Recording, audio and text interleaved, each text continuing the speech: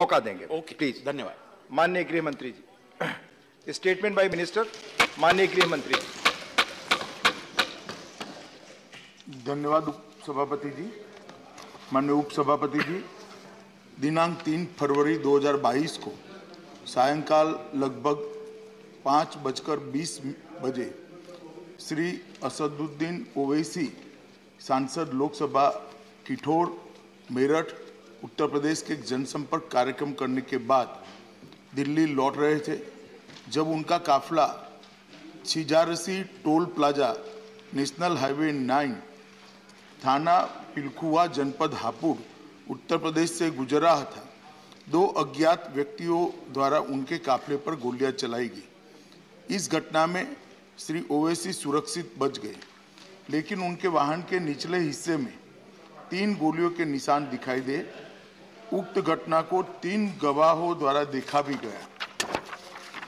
इस संदर्भ में एक प्रथम सूचना रिपोर्ट अपराध संख्या 45/22 अंतर्गत धारा 307 भारतीय दंड संहिता और धारा 7 आपराधिक कानून संशोधन अधिनियम 1932 थाना पिलखुआ जनपद हापुड़ में पंजीकृत किया गया और इसकी विवेचना की जा रही है। श्री ओवैसी का जनपद हापुड़ में पूर्व से कोई कार्यक्रम नियत नहीं था और न ही आवागमन के बारे में कोई पूर्व सूचना जिला नियंत्रण कक्ष को भेजी गई थी। श्री ओवैसी घटना के पश्चात सुरक्षित दिल्ली वापस पहुंच गए।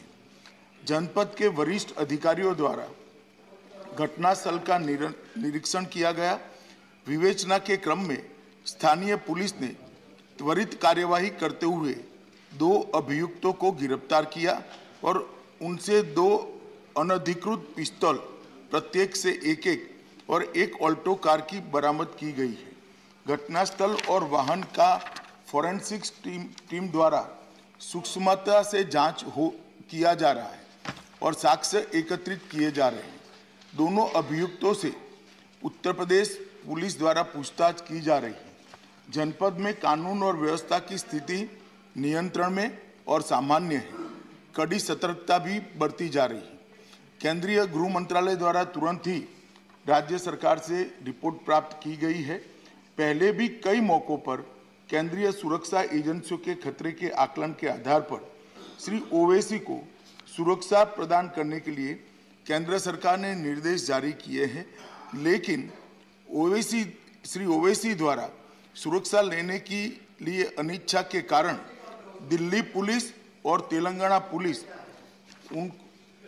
उन्हें सुरक्षा देने का प्रयास सफल नहीं हो पाया। श्री ओवैसी के खतरे का पुनः मूल्यांकन कराया गया है और खतरे के आकलन के आधार पर उनका दिल्ली में बुलेट प्रूफ कार के साथ अखिल भारतीय स्तर पर केंद्रीय रिजर्व पुलिस बल की Z श्रेणी की सुरक्षा प्रदान की गई है। मेरा वक्तव्य समाप्त हुआ, मगर हमारे पास जो मौखिक सूचनाएं श्री ओवैसी के द्वारा भेजी गई, उन्होंने अभी भी सुरक्षा लेने से इनकार किया है। मैं सदन के माध्यम से श्री ओवैसी को विनती करना चाहूँगा कि वो तत्काल सुरक्षा ले ले और हम सबकी चिंता का समाधान करें। धन्यवाद। धन्यवाद। माननीय डॉक्टर वी